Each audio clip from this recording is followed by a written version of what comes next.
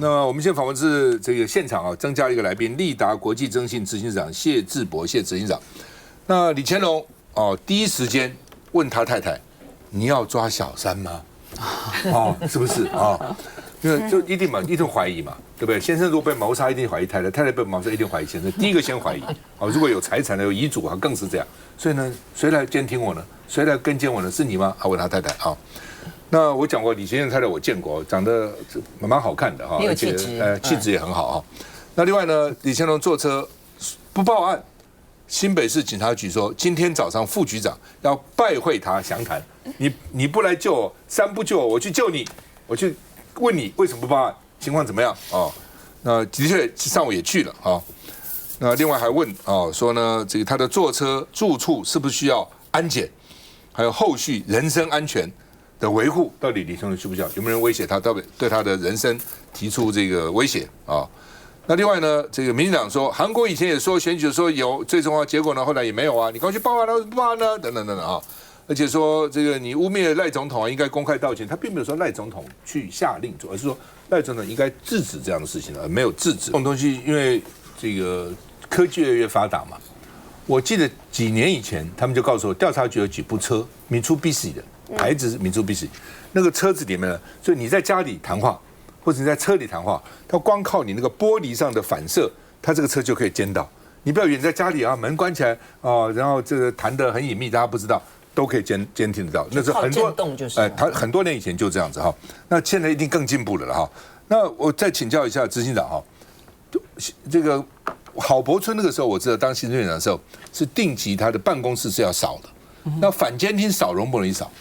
好，通常我們會透過像這樣的設備，然後去監測，譬如它可以掃，譬如說有追蹤器的訊號，或者是像這種是小型的追蹤器。那放哪裡啊？我們只要任何地方都可以放，譬如說，像有些太太，她會把它西裝外套，對，放在衣服裡面，或縫在你的這個。有經驗嗎？我電影看太多了。不會吧？那就像是蘋果的行李扣一樣。没錯，但是它不會跳通知，因為蘋果的會跳通知。那這一種我們把它改成不會跳通知的，所以它有些太太啊或伴侶，他會把它放在包包最下面跟上面的一个小小的夾層，就查不到，真的好坏。所以香龙都不带包，你看，他都不带包。有些把它放进那个鞋子也有一個夾層底下。那回到剛剛趙先生問的問題，就是說我們要如何去查找這樣的內容？那可能我們通常會透過像這樣的器材去翻找。然後當然會接近它的時候，就會發出蜂鳴聲，就提醒說這個地方可能有訊號。那我們會就近下去找。但除此之外，就是因為道高一尺，魔高一丈，魔高一尺，道高一丈，其實有時候不一定。所以更多時候，我們是把每一個可能安裝的地方去把它地毯式的把它找一遍。譬如說，如果以車輛來說，最安全的地方其實是儀表板的後面。儀表板後面基本上就算車撞爛了，也不會去拆開那個地方。所以去看儀表板後面的。是。但是如果今天我們要長時間去監跟一個人，那當然如果跟他的配偶有講好，那可能就是把儀表板後面它有一個空間，我們在裡面安裝監聽跟定位的器材，然後透過這樣的方式就可以長時間，因為一個接電嘛，就可以長時間的去定位。車子的電接上去就好了。對。而且我們還可以聽到車內在講什麼，跟別人在說什麼。所以如果要真的去查找家中或者是車上有被安裝必要器材，可能還是要請專業的人士巨細靡遺的、毫無遺漏的去一一排查。那這樣的話，用你這個就可以偵測到儀表板裡有東西嗎？它會有訊號，但是其實因為如果它開得很靈敏，它會一直叫。那如果開得不靈敏，那它可能要再更靠近一點，它才會發出蜂鳴聲。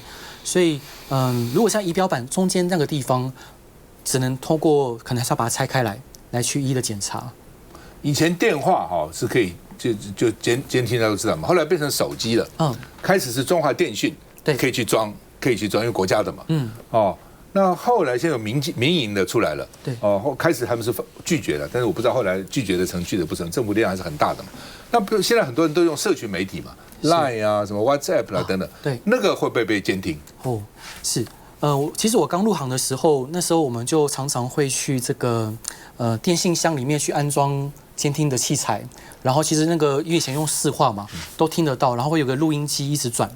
那現在目前我們比較常用的是 Line 的監控，譬如說，可能對方只要掃我們的 QR code，我們就可以駭入他的 LINE 裡面。它其實它的原理也並不複雜，就是開啟其他裝置登錄的這個權限，然後我們就可以透過電腦或者是我們的裝置，就可以監看他跟別人的所有對話、圖片跟語音，就只有打電話聽不到而已。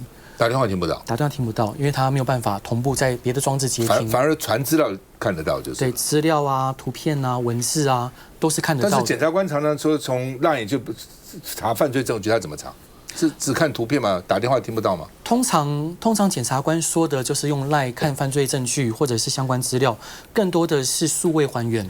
就是他可能透過你的裝置，因為其實有時候你把上面的資訊刪掉了之後，它其實並沒有刪除，它可能還是有其他的各種方式去存在手機的各個角落或者裝置的各個角落，所以除非你大量的複寫，或者是這個裝置毀損了無法還原，不然其實大部分剛剛趙先生您提到的，還是很多是數位鑑識的範疇，把那個手機裡面的資料還原。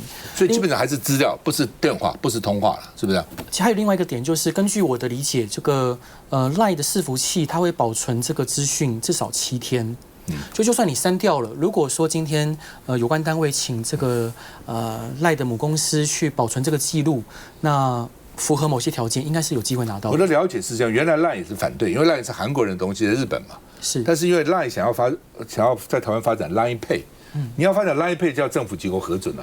你政府就要機構核准，他就给你討價還價了嘛。據說所以呢，好像檢察官如果要求，如果發這個函來，他要提供3個月之內的東西，LINE 要提供。但是其他像 WhatsApp 啦。什麼其他好像就因為沒有跟政府有什麼關聯，也沒有申請這個配那個配，但他們警察跟黑道用的最多是 Telegram， 為什麼？啊，是 Telegram 好像很多人都會提到說它好像有加密功能，然後可以你可以從你的裝置去刪除別人上面的裝置上面的內容，但是耳聞就是好像還是可以透過某些方式去破解，還是可以。對，只是我不清楚。OK， 好吧，你們有什麼其他問題？相同問題很多的。沒有，因為我訪問過他。是，謝謝老哥。沒有問題。沒有。剛才大家在講的是說，聽起來用手機就可以去監聽跟追蹤，根本不用到這個東西或是這個東西嘛，對不對？是。那所以手機到底是怎麼樣子？就他怎麼駭進你的手機嘛？對不對？所以我們每一個人都有可能被駭嗎？是，我覺得這可能要分民間跟政府單位的，因為他們的能力跟我們不一樣。如果是我們以我們民間業者，我們可能就3個方式。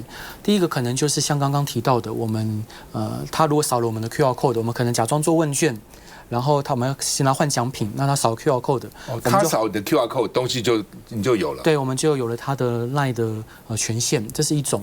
那第二種可能就是我們可能跟他的身邊的配偶、伴侶配合，我們安裝像 Spyware 這樣的一個軟體，在他的手機裝置裡面。那如果沒有接觸到手機，可以嗎？可以監聽到嗎？如果以我們來說，幾乎不行。所以一定要接觸到就是了。政府當然有機會，就是像剛剛我們上一段有聊到說，政府有那種電子的偵防車，它可以攔截你的封包跟相關的訊息。那當然，它要如何去把它解開？那可能政府有更多的能力去做到這件事。那通常委託你們都是配偶比較多嗎？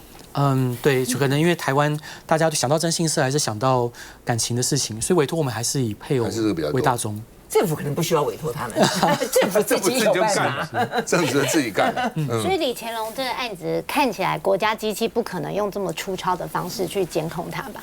我當然不敢保證說一定不是，但是只是它安裝的位置，我覺得是沒有必要安裝在那個位置。那他為什麼安装在這個位置呢？我覺得他既然安装，照理講應該稍微問一下，學一點技術啊。是，就像剛剛可能還是就是要你知道，對，可能就是要警告，你因為都看不到，反正意味濃厚。對，如果我都看不到，我搞了半天根本沒有警告到你嘛，就是要你知道。你被監控了，是因為安裝在方向燈後面那個空間的位置。如果今天方向燈壞掉，那就一定會查修這個地方。那像我自己方向燈就壞過很多次，所以我覺得那並不是一個妥善跟最好的位置。來，黃委員没有，我是想請問一下，因為確實這個李乾龍副主席他發生這個事情的時候，大家也開始有點那個，就是要提高警覺啊，所以比如說像過去我在市議會的時候，其實我們大概定期哈就會去來掃一下啊，掃一下那個辦公室，因為我們辦公室其實也是很多人就進進出出嘛，有人來陳情啊等等之類的，會掃到辦公室，所以今天在發生很多事情的時候，那就我們有一些這個大家都政治人物就說，那我們是不是來掃一掃？但是我們也有我們的同事跟我們講，掃沒有用啦。他說，其實現在都是用武器啊。他說現在就是其實已經科技已經變得非常非常的先進了。所以請問一下，如果就是說如果假使他是透過手機在監聽我或監視我的話，那用這個掃一掃是有用嗎？如果當然是透過手機的方式，當然是沒有用的。对，而且其實不要說現在，其實在1970年代那時候，蘇聯就有送過美國總統一個就是鐘，一副鐘。那個鐘呢看起來就是非常的華麗，而且非常的漂亮，它就擺在總統府的辦公室。但那個鐘就在特定的情況下才會啟動它的錄音機制，就是透過光線跟震動。所以說，其實在1970年代就有這麼先進的技術，那更不要說現在。所以我想，如果說今天這個司法單位或者是國家单位真的想要去監控我們的相關資訊，那我想那個方法真的太多了，不是我們透過這種比較民間就有的器材就可以查找。他講那個鐘我就看過，因為我當時就覺得我天天被他監啊，那時候我在日立凡多紅啊，對不对？這個監那個監，我到英國參觀一個叫間諜屋，專門賣那種，他就一個鐘，他就告訴我這個鐘原來是中東一個賭場訂的，後來不知道原因就沒訂，就放在這裡。那個鐘就是一個監視器，你看不，它是鐘掛在牆上啊，所以你什麼牌他都看得到啊。你的那個 dealer 在這裡邊，你在這裡，你的牌他都完全看得到，看起来就是一個很漂亮的鐘啊，裡面各種後來就問他說，我就問那個英國人，我說到底要怎麼防呢？打公用電話吧，公用電話吧，啊，手機上有沒有任何一個什麼裝置可以啟動之後就防監聽？其實可能據我的理解，可能沒有一個完全安全的方式。会有没有一個 app 可以下載之後呢防監聽？應該是也沒有，沒有一個絕對安全的方式。除非不用手機。通常如果說我們今天真的想要被監聽到，那我建議就是有一個譬如說點對點的，就是只有這支手機號碼是專門對這一個目標聯絡的。然後就好幾隻手機就是對，就點對點，我這隻手機就不會跟任何人其他人聯絡。完全，平常我跟男友的話，就那隻手機，就是你們兩個用這樣，其他都不要了，就不會被監了。那不能很多男友哈。那有什麼關係？多幾隻手機就是啊，這不很簡單嗎？所以可能只能透過那種點對點的方式去避免他去鎖定我們某一個特定的手機內容。OK。这政治人物比較需要擔心。其實我覺得哈，這件事情說到現在啊哈，現在追蹤器也好啦，你剛剛所說的這些，過去我們都覺得在電影才有，但是這一次李乾龍秘書長到底怎麼回事，我們不知道。他現在剛剛我消息，他已經婉拒人身保護，不要人身保護。對，但是現在人身保護更麻煩，你派誰來保護我啊？那不連行蹤都知道了嗎？對，而且現在看起來，你看新北市警察局介入嘛哈，那他有可能是這個就是說這個治安上的問題，但是呢，大家還是會去聯想到可能有一些政治監控哦。可是我覺得我要講到一件事情，就是說，其實我們台灣哦，從大罷免之後，其實這個社會撕裂得很厲害，那人跟人之間早就已經不信任，再加上政黨這個對立，然後再加上像民進黨在司法上面的這個操縱跟手法，其實我覺得這次的這件事情，其實我個人是覺得其實是應該可以去報案，把它查個水落石出。但中間到底是什麼原因，那我們不知道，當然我們也尊重了啊。可是今天我們也聽到，今天業者在這邊跟我們講了這麼多，也就是說，其實有很多的手法，我們可能有一天都會變成一種所謂的受害人啊。那到底我們的這個警方應該怎麼去查哦？我認為在這個事件當中，我其實還是蠻主張，其實是可以去報案，把它查個清楚的。否則，其實，在現在台灣社會撕裂這麼厲害，這件事情如果就無疾而終了的話，那我覺得這種彼此的這個猜疑猜忌，其實是會非常可怕。就算李和龍因為各種原因沒有去報案，對，可能他被威脅啊，對，可能這個他有各種顧慮啊。但是我覺得警方主動還可以做一些事情嘛，比如說我們修車廠啊，哪裡看到把他司機問一下等等，還是應該做一件事情啊。否則現在搞得有點人人自危，國民黨副主席兼秘書長都被人家監，那其他呢？那麼這些立委啊，什麼議員啊，其實這個事情出來以後，其實我們很多委員我們都在講說，哇，我們要查一查我們的車子啦，這個辦公室啦，服務處，大家也都會覺得說，哎呦，好像其實人心惶惶這樣子。休息一下再回來。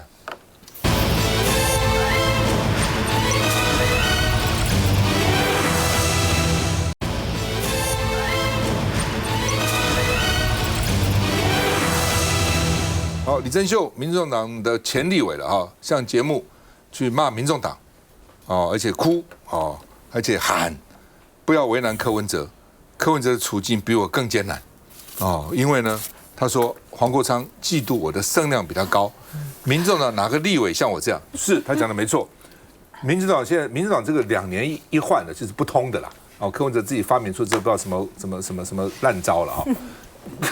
但是一個委員當2年才剛成熟就把他換了，然後叫他選地方縣市長，他什麼身份也沒有。如果你當個立委去選，還可以說你有地方有什麼需要，我向中央反映，他什麼都沒有，哦，所以呢，然後你想，你第一次的那8個一定比第2次的8個好嘛，對不對？你第一次8個下了，搞第二次上來，你就是個小黨，你能找到多少優秀的人呢？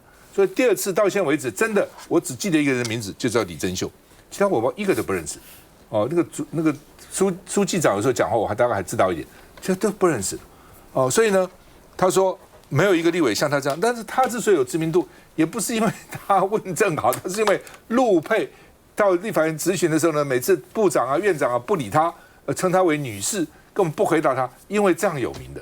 因為陸配大家也幫他講話，覺得你不應該歧視陸配啊，對陸配幾十萬人啊，為什麼不能有個代表出來這個幫他們來講話呢？啊，所以這樣有名的，並不是說他表現得很好，所以他現在覺得說誰有比我這個聲量更高哦，所以黃國昌嫉妒他哦，哎呦，黃國昌嫉妒他這個幹嘛哈？柯文哲嘆說怎麼現在跑到綠媒在亂講話呢？而且綠媒更有趣，原來呢都根本不承認他是立委的。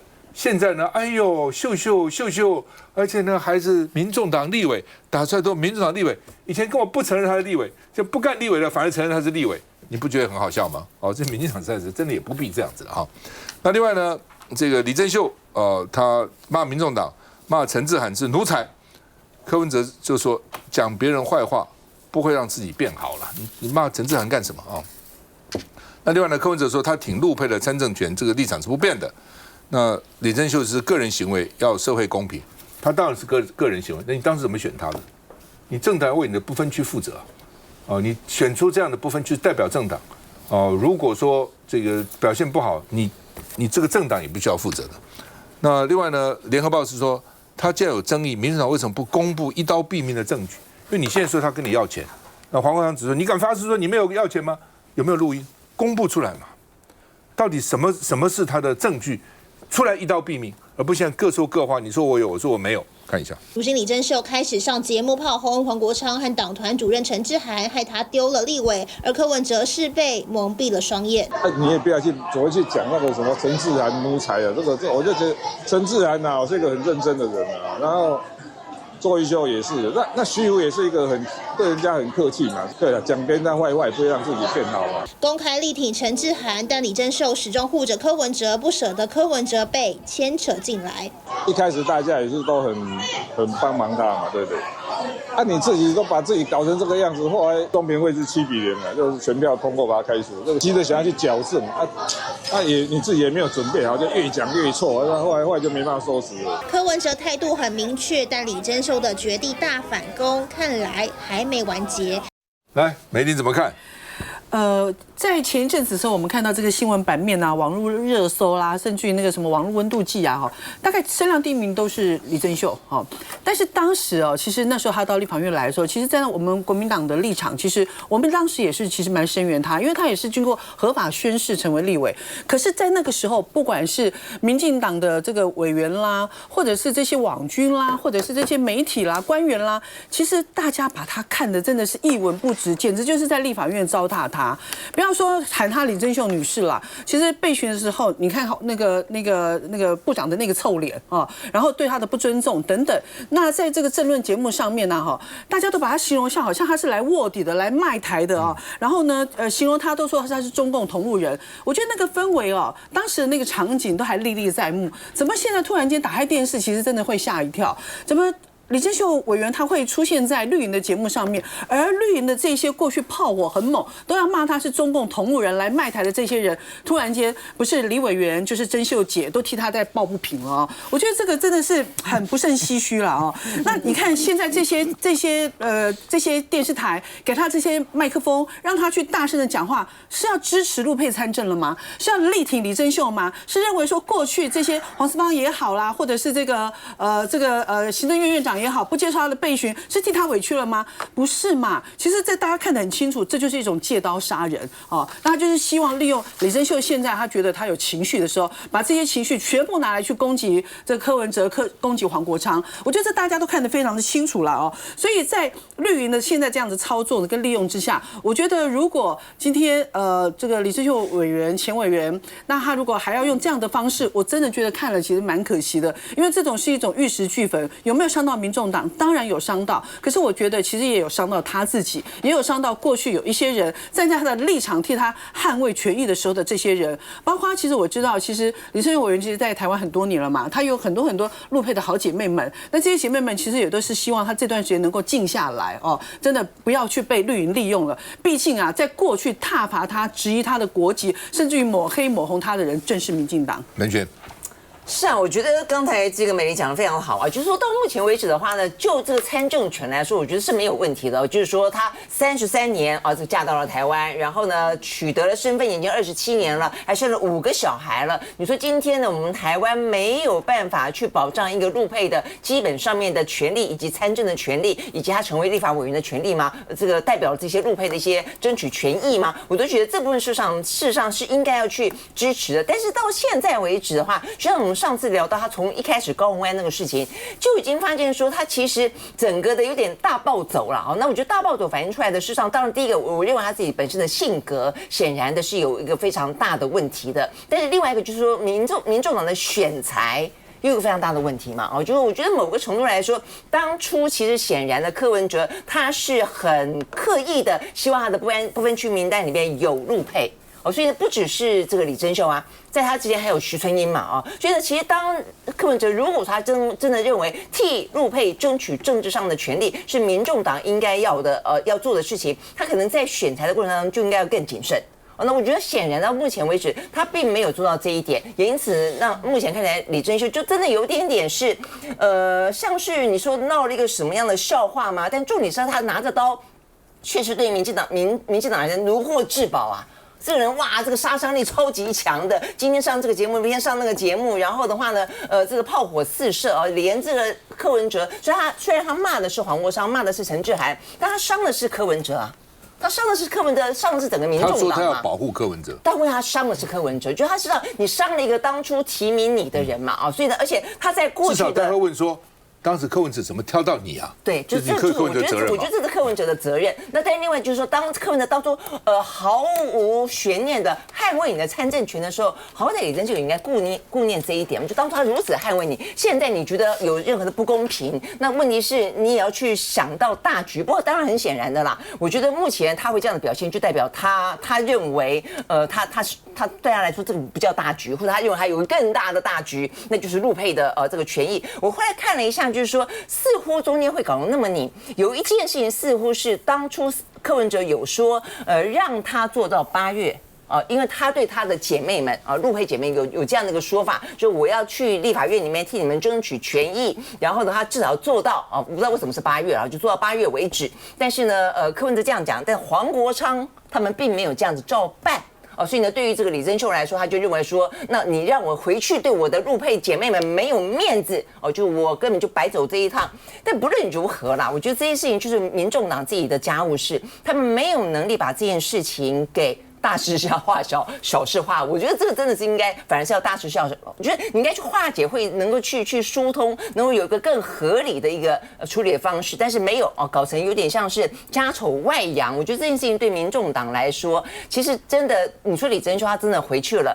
還有一個，我覺得這個對於大家對於陸配的印象，我真的覺得李貞秀當然不能夠代表所有的陸配，但他今天所有的事情說，第一個他要捍衛柯文哲，他顯然傷害了柯文哲。他說他要捍衛陸配。我認為某個程度，他可能會讓有一些人對於陸配的形象因此打了一些折扣。文軒講的客氣了，他也傷害了陸配了。是，他既傷害了柯文哲，他也傷害了陸配。那藍營現在沒辦法，因為藍營選舉2026、2028必須要跟民進黨合作，所以也只好這個也不知道該講什麼了哈。那但是我基本上覺得說，我一直好奇，因為他最近這個綠營的表現又哭又鬧，哇，這個表現得很強烈啊。那時候在立法院質詢台上，當內政部長叫他李女士不回答，他怎麼沒有這樣強烈呢？如果這樣強的話，那個引起更大的矚目啊，那就好像反而是很低調啊，怎麼現在變得這麼強烈呢？我也很好奇，休息一下再回來。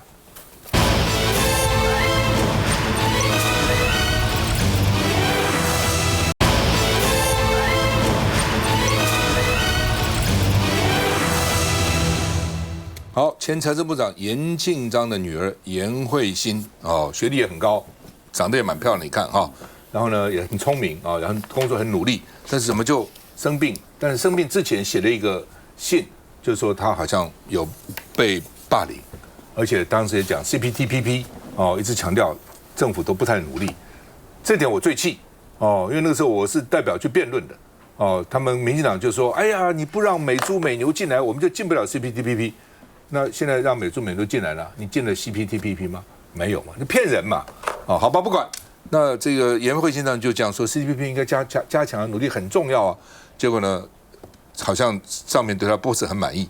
那嚴慶章第一次講話之前，本女兒這麼優秀的女兒過世，白髮人送黑髮人都難不難過？尤其爸爸都疼愛女兒的哈，真難過。但是他現在說第一次發生，說如果要調查，他願意協助調查。哦，協助調查不僅是給顏慧欣一個交代了，也是讓其他的公務員知道說不能被霸凌哦，不能夠這個公務員哈就因此就因為你官比我大哦，你就霸凌我，不可以這樣子哈。那所以呢，這個嚴慶章表示，他願意主動陳述意見，協助該專案小組。現在有個專案小組，完整反映實際的狀況。他說，身為父母，失去女兒哀痛不已，但協助發現真相更是他的社會責任。所以呢。所以他願意來協助調查哈。那行政院說，第一個階段呢，他們有問卷已經回收了。現在誰來調查呢？行政院叫做安全及衛生防護委員會，是什麼東西我不知道哈。說這個有問卷啊，收回問卷，他就問他你有沒有被霸凌啊？有沒有霸凌啊？大概我不知道問卷問什麼了哈。那另外呢，這個他的執行秘書徐姓執行秘書說呢，沒有霸凌的氛圍，而且我們經貿辦氣氛和樂。大家每天都笑嘻嘻、笑哈哈的，誰霸凌誰啊？充滿朝氣，哦，那所以呢，這個洪孟楷委員就是那這樣幹嘛只是調查呢？那幹嘛調查呢？既然大家都和樂氣氛，每個人像兄弟姐妹一樣，哦，顯然不是這樣子嘛，哦。那另外呢，這個聯合報的評論是說，嚴慶章為他的女兒發聲，公務員鞠躬盡瘁，需要的是一個交代，到底為什麼？怎麼會這樣子啊？哦？那另外呢，這個謝宜容。就原來勞動部勞動力發展署這個北分署謝宜容圖利侵占救安基金啊，而且好像對部署呢，這個也被認為說這個有各種的爭議了哈。那一審判決4年6個月，二審維持4年6個月啊。那褫奪公權縮短到2年，但也沒有用，他不選舉，褫奪公權有縮短不縮短其實不重要了。我們看一下。行政院經貿辦公室副總談判代表顏慧欣過世超過1個月，公部門調查霸凌案的進度有下文了嗎？你們含行政院多久了？不到1個月，不到1個月。那請問行政院一般都會多久含覆呢？那在法規上面是2個月。顏慧欣的案子看來監院也想啟動調查。顏慧欣的父親前財政部長嚴慶章前一天首次為女兒發聲，表態願意主動協助專案小組調查。他說，身為父母失去女兒哀痛不已，但協助專案小組發現真相更是他的社會責任。專案小組可以隨時通知他時間地點。行政院回應已協助調查小組聯繫家屬，但顏家曾透露，顏慧欣生前工作曾遭談判代表楊珍妮咆哮，甚至楊珍妮也被流出過咆哮其他下屬的錄音檔，遭在野鎖定是霸凌顏慧欣的元兇。向委員報告，我個人是完全沒有感受到。所以你覺得經貿辦公室是一個和樂歡樂？充滿朝氣，那顏慧欣的遺書裡面寫的都不是事實。公部門對顏慧欣的霸凌案還在拼湊真相。來，洪偉。因為顏慧欣的案子讓大家非常痛心啊。那個嚴慶章他過去擔任過財政部長，其實我在跑新聞的時候，我曾經跑過嚴慶章，那他非常非常嚴謹啊。那而且呢，本來外界是認為說嚴慶章他是我們第一任就駐 WTO 的代表，那他的女兒也作為我我們的經貿那個辦事處的對外談判的副總代表。那而且父女兩個人，他們都是法學出身，所以当時在這個政壇上還傳為佳話。但是我想現在此情此景很多人都會不勝唏噓。那顏慧欣過世之後，卓榮泰院長對外說全部會找這個外部委員一定會徹查到底。可是時間也很快，1個多月過去了。到目前為止，到底結論是什麼？反而慢慢傳出來的一些訊息，就是當他們有約談這個經貿辦公室的同仁都說，哎呀，楊珍妮 OK 啊，這個像這個接受洪孟凱委員質詢的時候我們的辦公室大家氣氛非常融洽大家都很和樂，好像這個事情是無中生有似的。所以我想這也是嚴慶章為什麼他就直接對外說，如果今天專案小組要約談的話，他願意去配合來做調查，他願意配合去做陳述。因為顏慧欣現在沒有辦法為自己發聲，所以他可能覺得說，我女兒沒有辦法為自己發聲，那我身為父親，我是不是可以為我的女兒發聲？因為到目前為止行政院態度確實起人疑竇。第一個，他雖然成立所謂的專案小組，那第一個他的進度其實也沒有一直跟外界很清楚的報告進度這是其一。第二點，現在所有立法院的相關的專案報告，並不是在講這個辦公室霸凌的事件因為大家都知道台北經貿貿易談判還在進行中，那還有很多的變數。所有立法院到現在為止相關的專案報告，楊珍妮全部請假，全部都不來，就是神隱躲起來。而行政院就讓他躲起來，就讓他完全的躲起來，然後就变成是傳出一些，就是由這個經貿辦公室傳出一些說，哎呀，好像都沒有問題，沒有問題。我想對顏慶章來講，他可能看着看着，他也很擔心吃案，這個案子是不是就最後不了了之了？所以我覺得，行政院尤其我們剛剛看到那個謝盈容那個事件，他當時就是因為涉及霸凌，因為他們辦公室也是有一位基層的員工輕生嘛。後來才扯出整個的相關的內容，而且呢也是有錄音檔傳出來，大家覺得怎麼可以？而且後來又發現謝盈容他用這個救安基金拿來去裝潢他的辦公室，綠化他的辦公室，大家真覺得是可忍孰不可忍。那所以移送檢調變成司法調查，那現在也很快了，到了2審。所以我覺得有謝盈容的事件，然後這個經貿辦公室，我們知道。在此時此刻，楊珍妮她的角色非常的重要。可是，如果今天我們的政府單位，如果你告訴大家霸凌零容忍，而且有霸凌的話，嚴重霸凌，你是真的會查下去，就不要因人設事。會繼續查下去嗎？現在看起來他們好像把那個談判辦公室形容像天堂一樣，和樂融融，充滿了歡笑來，湘龍，我覺得一個談判辦公室，我們不在辦公室裡面都這麼的緊張。他們像天堂一樣的歡樂，你想象的畫面，你會不會覺得很我們都以為他們很緊張，是對的。對啊，跟美國談判這麼緊張。今天如果出來解釋這件事情，說我們的團隊壓力確實很大，我們確實都很緊張，但是呢，我們呢都敬業，絕對沒有霸凌，我能接受。但如果說我們和樂融融，像是天堂一樣。那我就很懷疑你們到底是在談些什麼？你們在談判吶？我們大家都很緊張的。第二個就是說，這個叫楊珍妮的，當你呢必須要呢橫眉冷對千夫指，要能夠代表台灣到美國，同時呢作為主談一方，鄭麗君呢在政治立場上面去 cover 你，而你是作為主談人去跟美國據理力爭的人，請問你回來面對立法院，你有什麼好躲的？就是你是不善言辭嗎？你是在溝通辯論的時候有困難嗎？為什麼今天呢？你今天作為中華民國的談判代表去跟美國談，我們就要信任你，可以呢很有呢可以那個對方的據理力爭的能力。為什麼回來了之後，面對這件事情的時候，到現在為止呢都不露頭？這個呢是楊珍妮必須要解釋，也是行政部門必須要解釋的。一個談判團隊本身所表現出來的，不只是你的談判的結果，而是你本身的談判能力跟談判態度，在顏慧欣的案子發生的時候就不見了。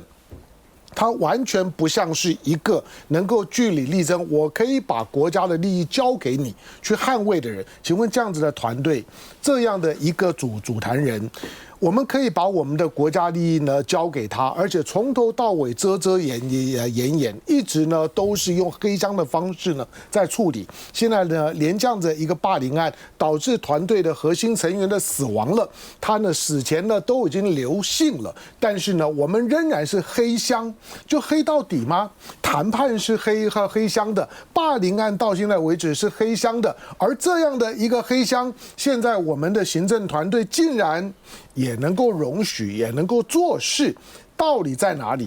我相信严慶章以严慶章的個性，在這個時候，女兒都已經過去一陣子了，他才出來，大概就是看你行政部門，他過去幫你民進黨夠多吧。严慶章呢是李登輝呢連戰時代所培養出來的人啊，之後呢幫你民進黨夠多吧？但是在這個時刻，連為他女兒支持給個交代都這麼困難嗎？讓這些人到現在呢都當縮頭烏龜，躲躲藏藏的。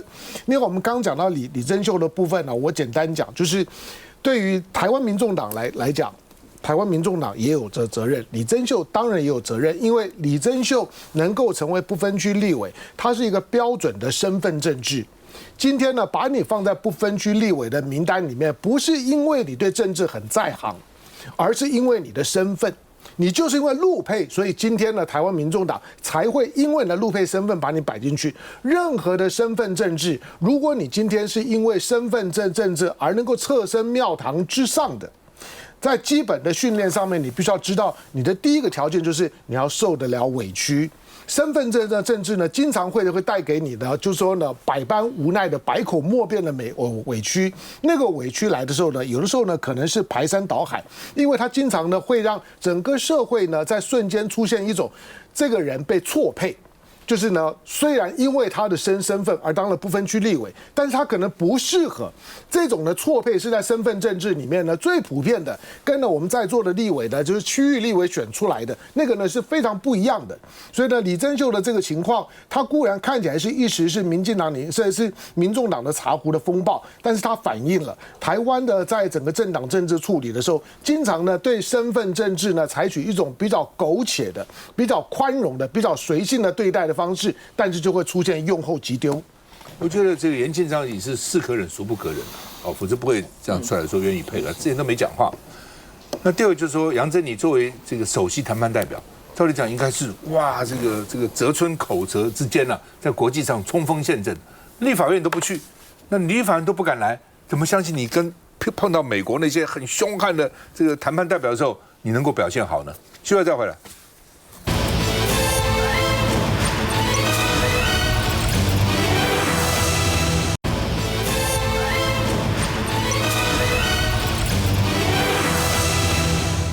我一看這個新聞，什麼鬼啊？馬鈴薯發了芽的還可以輸入台灣，不是說馬鈴薯那個芽有毒嗎？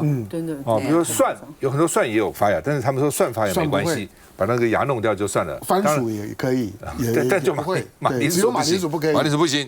哦，那因為他現在我們跟美國簽那個 ART 嘛，台美貿易協定裡面就有農產品幾乎等於是門戶大開了，都可以進來了啊。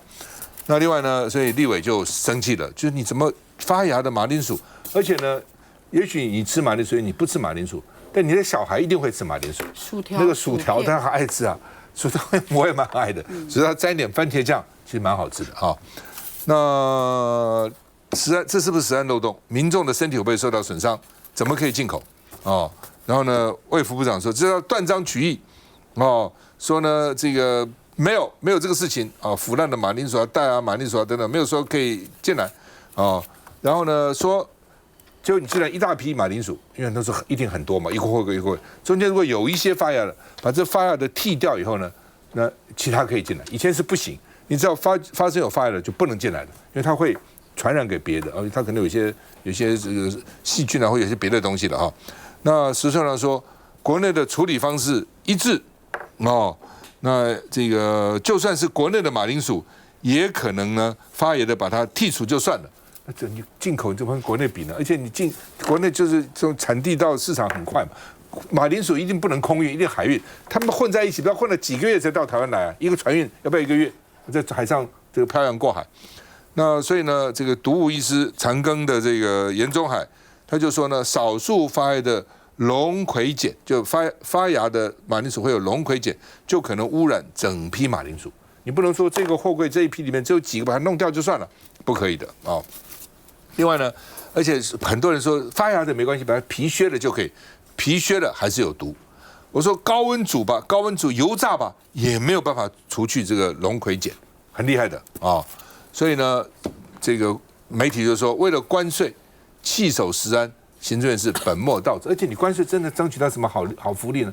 也沒有嘛。你5000億美金去投資人家，然後開放一堆事情，買這個買那個，搞了個半天，關稅少了多少？而且現在關稅還作廢了，還不算了，還重新來。但你答應這些事情，都叫你來兌現。我們看一下。消費者誰會知道我吃到的到底有沒有發芽的馬鈴薯？美國馬鈴薯發芽腐爛也能進口嗎？時聰良反駁這是斷章取義，吵的就是台美對等貿易協定中對馬鈴薯的輸入規定。衛福部強調，美國馬鈴薯部分發芽或腐爛會封存後進行剔除，不符合規定就不能用。如果整批有問題，依舊會退回。都是要剔除的，那我們後面還有檢驗標準。農業部也強調，過去美國加工馬鈴薯一定有遵從相關規範，包含檢疫證明書、發芽抑制劑，抵台時也不能有土壤發芽不得超過5毫米。從2020年至今，發芽違規比例也極低，只是對於民眾來說，還是會擔心。因為它這個發芽的話，它是在裡面，也許是少量的，可是吃多了也是多量的，所以我覺得這是非常不道德。實際走到菜市場，大多馬鈴薯都是台灣，攤商坦言光進口成本就有差，美國的美金20到30元，台灣只要數十元。再加上美國優點雖然是耐放，但缺點是不容易發現有壞掉。進口要吃才吃得出來，台灣馬鈴薯看它變色就可以看出來了，往往要好幾周它才可能會出芽，而且進口的馬鈴薯它不會變色，所以比較難分辨。馬鈴薯最致命的就是裡頭的龍葵鹼，一旦發芽含量就增加。以每公斤摄食量來說，2到5毫克有中毒風險，3到6毫克更可能致命。擔心說，除了腸胃道不適，也可能會出現意識不清、混亂，甚至有呼吸衰竭、中毒死亡的風險。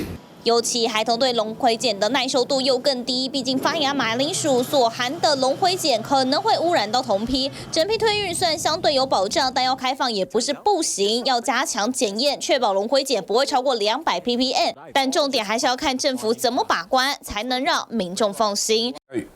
發芽的馬鈴薯是絕對不能吃的哦。剛剛講就是龍葵鹼這個毒素可能會噁心啊、嘔吐啊，甚至嚴重可能還有神經症狀等等哦。那所以我覺得一般民眾也都有這樣的嘗試。那對政府來講，現在就是如何能夠做好把關。剛剛新聞也有講，這個時聰良還答覆的時候也說，如果有馬鈴薯發芽的，我們就是剔除。可是現在大家擔心的就是進來的這個馬鈴薯業者到底會不會誠實的把它汰除，還是說，哎，你把那個發芽的剔掉或者什麼啊，你就裝作沒看到了，這就是大家的疑慮。那對美國來講，這個他們希望能夠開放更多的農產品，希望我們能夠開放市場，比較國際分級處理等等的這些，這個是國際上的要求。可是對台灣的民眾，食安就是最重要的，食安是不能打折。梅玲。其實現在是台美貿易協定是放寬了這個所謂的發芽馬鈴薯進來的一個規定哦，而且我們的這個衛福部長他怎麼說？他說他澄清，他說如果我們看到整批來的時候，就整批全部都是腐爛，我們當然會退。可是現在大家不是講整批嘛，就裡面今天如果有的話，我們都知道馬鈴薯發芽或腐爛，其實它是會傳染的，而且呢，其實它就算剔除了我們剛剛所說那個有毒的龍葵鹼還是存在。結果他說沒有關係，海關如果發現了有這個發芽或腐爛的，我們會拿去做特殊處置，但是到現在我們問了他特殊處置是怎麼處置，沒有說。那剛剛佳玉講的哦，那今天如果說經過特殊處置，然後甚至加工做成薯條、薯餅、薯片，或者是進到這個學生的營養午餐裡面去，萬一吃了有問題了，那到底是使用那個單位有責任，還是加工廠有責任，還是政府開放有責任？我覺得這個必須說清楚再開放進來，因為這個食安的問題，尤其這個馬鈴薯所製成的相關再製品，都是我們小朋友愛吃的。很好吃。安全对，是好吃啊！而且不只是薯條，還有洋芋片嘛啊，这個大家就卡斯卡斯的吃，都覺得很開心。所以我其實看不出來哪裡大家斷章取義了。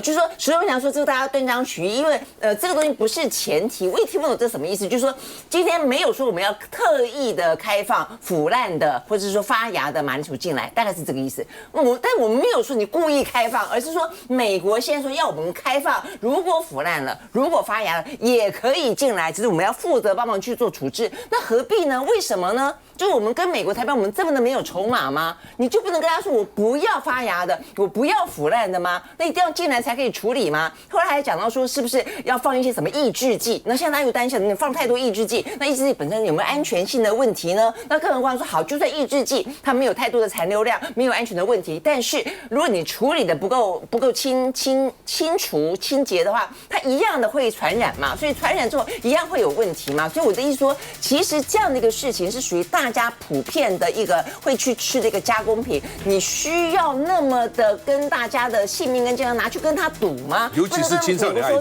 嗎？洪偉。对啊，其實我也很愛吃薯條。